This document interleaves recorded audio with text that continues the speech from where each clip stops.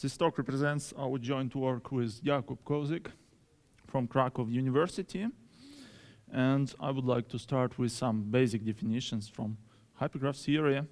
So a hypergraph is just a pair VE, where V is some set called the vertex set of the hypergraph, and E is a family of subsets of V, which are called, these elements of E are called the edges of the hypergraph.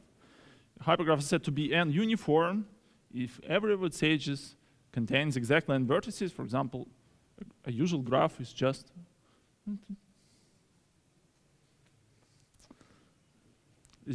a two-uniform hypergraph. And vertex coloring is called proper for a hypergraph if there is no monochromatic edges in this coloring. Monochromatic means that every vertex is colored with the same color. A hypergraph is said to be r-colorable if there is a proper coloring with r colors for it. And finally, the chromatic number of the hypergraph, h, which is denoted by high h, is the minimum number of colors required for a proper coloring. Okay. The chromatic number is very important characteristic of a hypergraph, but it is very complicated. And a very natural question, how can we estimate the chromatic number, is to try to use its quantitative relationship with other characteristics of a hypergraph. And for graphs, it is very natural to use the maximum vertex degree. One of the basic facts from graph coloring theory is the following. So one of the basic facts from graph coloring theory states that every graph G with maximum vertex degree delta has chromatic number at most delta plus 1. And this bound is, in terms of the maximum vertex degree, is tight because, for example, we have equality for complete graphs or odd cycles. If our graph has a very special structure, then we may expect that this bound can be improved. And there is a well-known theorem by Johansson which states that every triangle-free graph G with maximum vertex degree delta has chromatic number at most delta over log delta with some constant. And this bound is also tight just up to some constant factor. And in my talk, I'm interested in similar questions concerning colorings of hypergraphs. So we want to find tight bounds for the chromatic number in terms of the maximum, not vertex degree, but edge degree. Recall that the degree of an edge in a hypergraph is just the number of other edges intersecting this edge. And the maximum edge degree we will denote by delta of h. The following well-known theorem by Erdős and Lovász gives us a sufficient condition for r-colorability of an arbitrary and uniform hypergraph in terms of its maximum edge degree. It states that if H is an n-uniform hypergraph with maximum edge degree at most 1 over E, r to the power n minus 1, then such hypergraph is r-colorable. For example, it immediately follows from this theorem that the chromatic number of an n-uniform hypergraph has an order at most this maximum edge degree to the power 1 over n minus 1. This theorem was historically one of the first application of the famous local lemma. I will speak about local lemma a little bit later. And but this theorem doesn't provide a tight bound for the maximum edge degree in terms of chromatic number. And a lot of papers were devoted to improving this classical bound. I will just mention some best results. The current best result for two colorings, when the number of colors is equal to 2, is due to Radhakrishnan and Srinivasan. They show that if H is an n-uniform hypergraph with maximum edge degree at most some constant root of n over log n 2 to the power n minus 1, then such hypergraph is two-colorable. So here we have an additional factor, root of n over log n, in comparison with the previous classical theorem. Their proof is very nice, and it is based on so-called random recoloring method. I I will speak a bit about this method a little bit later also. Okay. A very nice generalization of the theorem of Radhakrishnan-Srinivasan was obtained by Cherkash and Kozik last year. They proved the following. Suppose R is fixed, then, and N is large, then every N uniform hypergraph with maximum edge degree at most, this some function depending only on R, N over log N to the power R minus 1 over R. So if R is equal to 2, we get the same result as in the theorem of Radhakrishnan and Srinivasan, R to the power N minus 1. Then such hypergraph is r-colorable. So their proof is even easier. It is based on Pluhar's criterion for r-colorability of an arbitrary hypergraph in terms of so-called ordered R chains.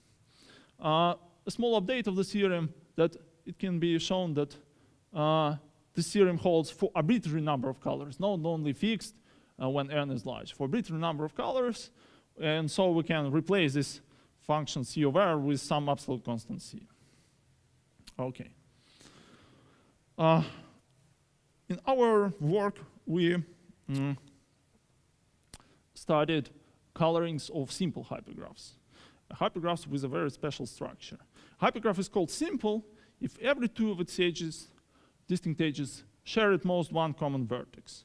So, as in graphs. So, graph is always simple, and hypergraph cannot be simple, but suppose it is simple. And of course, this is a very special structure, and it is very natural to expect that it will be easier to color simple hypergraphs. So we can hope to improve the bound in comparison with general case.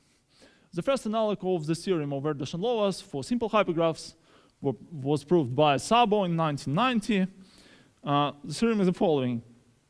For every positive epsilon, and there exists some special n0 such that for every n greater than n0, so n is large, we have the following. If n is an uniform simple hypergraph with maximum edge degree at most 2 to the power n minus 1, n to the power 1 minus epsilon, very close to 1.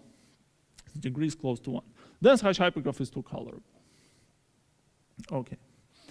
Of course, since epsilon here is can be taken arbitrarily small, then we can replace this epsilon by some function epsilon of n, which tends to 0 with growth of n. And a few papers were devoted to estimating this function epsilon of n. Some results of the last year, very, very close results. One theorem was proved in our joint paper with Andrei Kupavsky, and the second one was obtained by Kozik. So the result is the following. Suppose H is an n-uniform simple hypergraph with maximum edge degree at most some constant n over log n. In our paper, we have an additional factor double log n squared, r to the power minus 1. Then such hypergraph is r-colorable. Okay, but it was quite surprising that the proofs of these very similar results were almost, in some sense, orthogonal. And of course, we tried to join both approaches, and the joint efforts, our efforts led us to the following result. So this is the main result of my talk.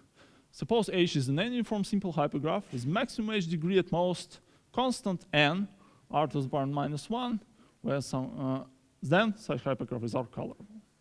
So our main contribution is that we removed all these decreasing factors, n to the power minus epsilon or 1 over log n, just n, r to the power minus 1. And the theorem holds for arbitrary values of n and r, as it was in the classical theorem of Erdős and Lovász. Okay. So let us compare this result with some others. So the previous theorem immediately implies that any n-uniform simple non-r-colorable hypergraph, so the chromatic number is large, then the h degree should be also large. Then the h degree is at least constant n r to the power n minus 1. When r is a constant, then this lower bound is n times smaller than the best known upper bound given by Kostechka and Rödel. They show that there are n uniform simple hypergraphs, non-r-colorable hypergraphs, with maximum h degree at most n squared, r to the power minus 1 log r. So if r is a constant, this is also a constant. In opposite case, when r is large and n is a constant, Fries and Mubai established a better lower bound. So they proved that in this case, the maximum h degree is at least some very small function, but this function depends only on n. R to the power minus 1 log r. So if r is large, then log r multiplied by this function is better than the bound we proved. Okay. There is also a very nice correlation of our result with the famous property B conjecture. The property B problem is to find m of n, which is the minimum possible number of edges in an n-uniform non-r-colorable hypergraph. If your chromatic number is large, then your number of edges cannot be small. And the property B conjecture, stated by Erdős and Lovász, is that m of n has an order n 2 to the power n. Okay, we can consider a similar problem for the maximum h degree, not for the number of edges. Let delta n denote the minimum possible value of the maximum h degree in an n-uniform non-r-colorable hypergraph. And it is very natural to expect that the order of delta n should be the same as the order of m of n. So the conjecture delta n has an order the same, n 2 to the power n.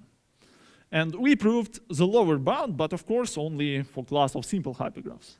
If a hypergraph is simple and non-r-colorable, then its maximum h degree is at least n 2 to the power n with some constant.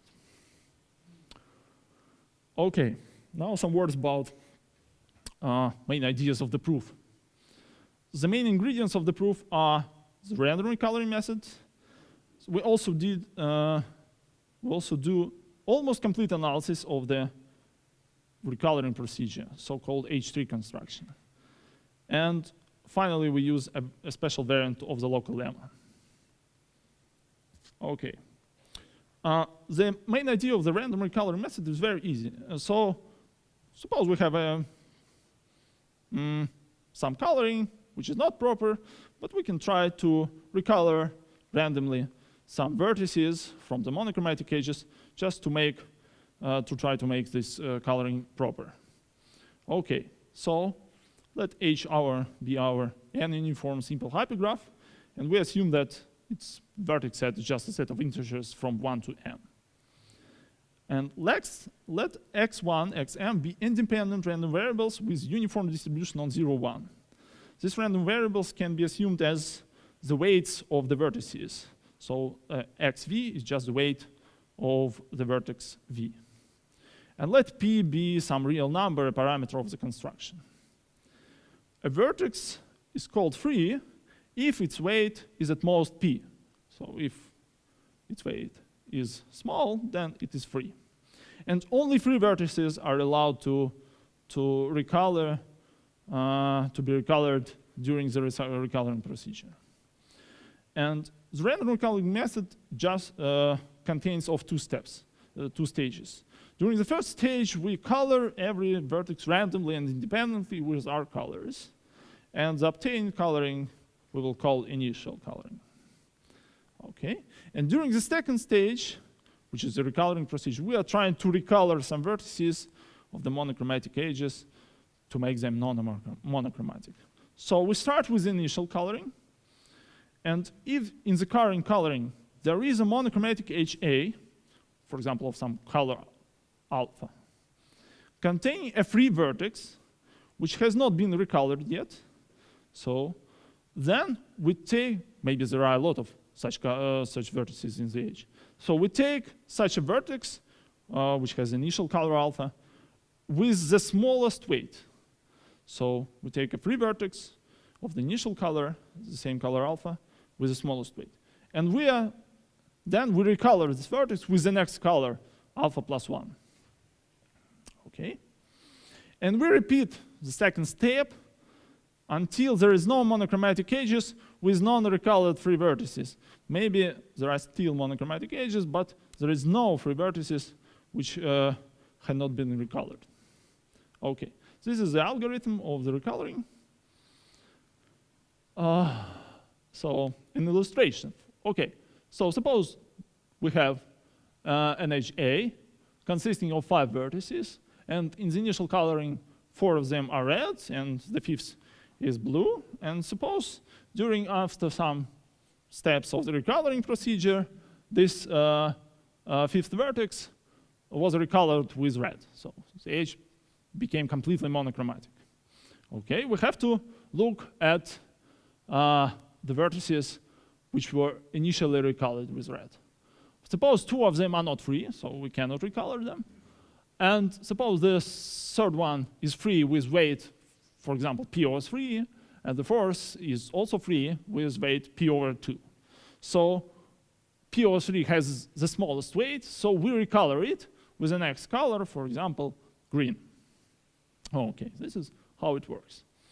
And in this situation, we say that the third vertex blames the edge A. We had to recolor it since since A was monochromatic.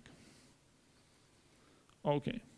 Now we want to construct an H tree. An H tree is just a directed tree with whose vertices are the edges of our hypergraph, and this H tree describes the history of the recoloring process. Okay, suppose the recoloring procedure fails, and in the final coloring there is a monochromatic HA. This H will be the root of our directed tree of some color alpha. Okay, then every vertex of this H, either its initial color is alpha and it is not free, we cannot recolor it, or its initial color is alpha minus 1, it is free and it was recolored with alpha during the recoloring process. Okay. Then every vertex of the second type blames some other edges, because otherwise there is no need to recolor them. Okay, for every vertex we choose one such an edge. Suppose B1, BS are those edges blamed by the vertices of A. We add them to the H tree as the neighbors of A. So A and its neighbors B1, BS. And we continue this process until it is possible. So for every edge B1, BS, every edge from the set B1, BS became completely monochromatic of the color alpha minus 1. Otherwise, there is no need to recolor some vertices in it. Okay, so since otherwise no vertex can blame this edge. Okay, so in the initial coloring, every BI can contain the vertices of color alpha minus 1, of course, and of a color alpha minus 2, which were colored with alpha minus 1 during the recoloring procedure. Okay, once again, every such vertex blames some edges. We choose one for every vertex, and we add them as neighbors of our BI in the H tree. And we continue the process until it is possible. Some simple observations. The first one is that these edges neighbors are different for every I, because 2 distinct vertices cannot blame the same edge. But if we consider the neighbors of different BIs from BI and BK, then such neighbors can coincide. The leaves of our H tree are monochromatic, are the edges which were monochromatic in the initial coloring. So the initial blaming. So, okay. Okay, now we have to analyze this bad event, the construction of H tree. there are different situations. The first one is very good, and that the edges of the H3 form a real hypertree. So there is no cycles, there is no large intersections, and so on. If there are cycles in the H3, we can take the smallest subtree containing a cycle. By a subtree, we mean the following. We choose one vertex, and everything below it in the tree. So we take its neighbors, neighbors of its neighbors, and so on. Then either this smallest subtree contains a very short cycle of length at most, for example, 2 log n, just some technical parameters. Or there is a large acyclic subtree, or the length of length at least log n. So maybe there is no cycles, something here.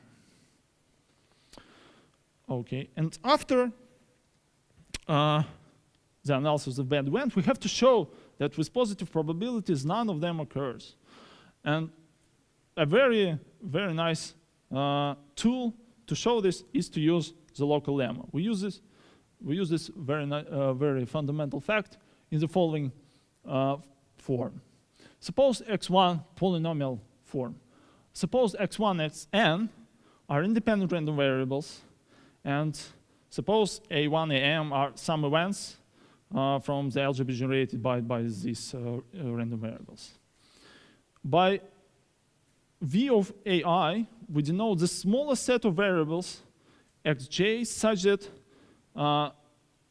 the smallest set of variables xj determining this event ai. By determining, we mean that ai formally belongs to the algebra generated by xj, where j is from this set v of ai.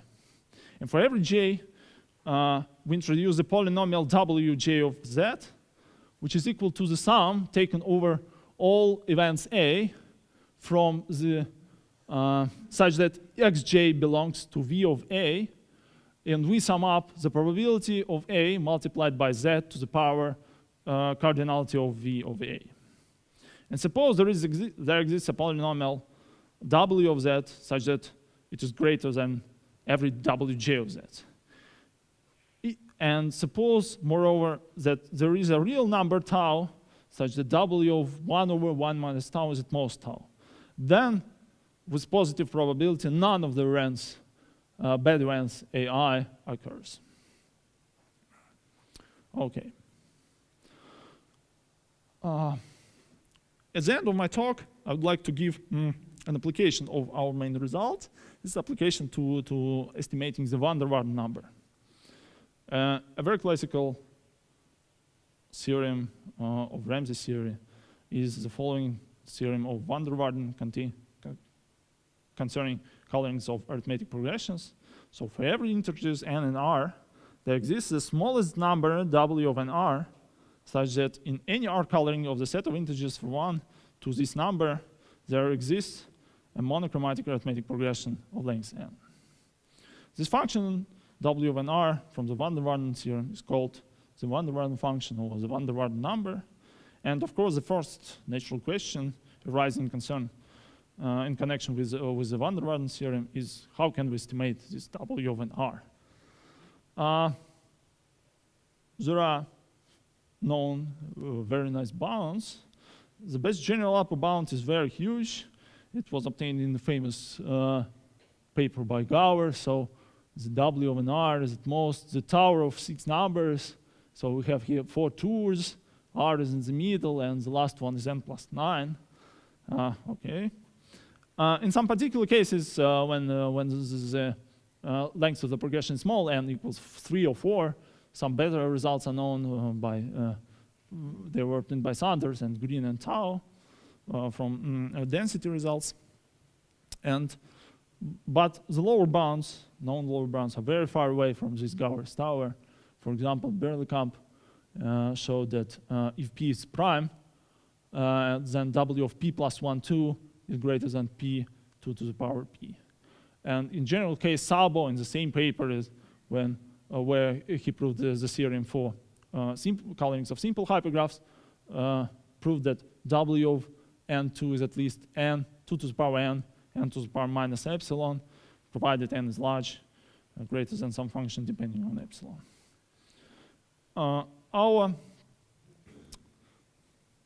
lower bound for the van der Waals number is the following. So W of an R is at least some constant, R to the power -1. Constant is an absolute constant, so for every n and R, there is such an equality. Of course, this improves the previous result for Szabo, because there is no decreasing factor n to the power -epsilon in our bound. And but if the number colors is large, then there are some better ways to estimate the van der Waals number. For example, large means, for example, R is greater than this function. One can use the hypergraph symmetry theorem to establish better bounds. Okay. Just some ideas of the proof. Estimating the van der Waals number is equivalent to the question concerning r-colorability of a very special hypergraph, a hypergraph of arithmetic progressions. Its vertex set is a set of integers from 1 to n, and its edges are arithmetic progressions of length n. So we have to show that under some conditions on n, this hypergraph is r-colorable. Unfortunately, this hypergraph is not simple, otherwise we can directly apply our theorem to this hypergraph. But in some sense, it is very close to be simple.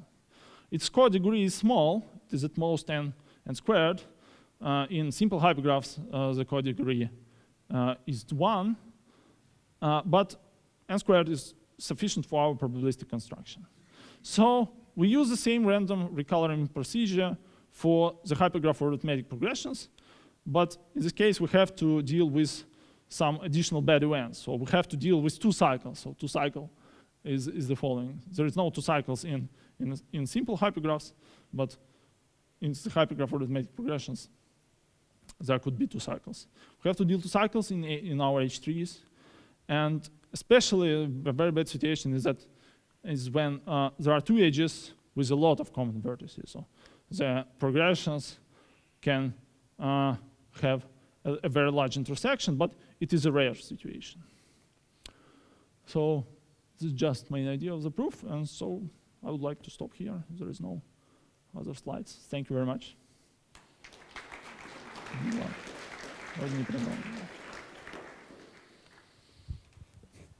Any questions, comments?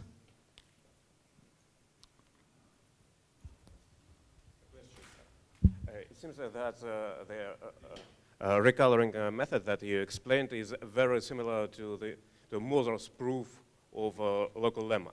So the question is indeed the very same argument, or maybe there is some subtle difference that I can't understand. Maybe the same question. I think it is very similar, but there is main difference that we do not recolor the vertices which are not free. So we have a very small number of vertices which are allowed to be recolored. So this is a general situation. If it is possible, we can recolor them, but if it is possible, for example, here, to recolor and the vertex 1 and the vertex 2, we do not do this. Okay. The number of vertices that you're allowed to recolor is bounded on each single step, or they're bounded globally? In general. In general. So our algorithm is purely deterministic if you have, if in the input you have an initial coloring and this weights x1, xm. So if you have this, then the rest of the algorithm is purely deterministic.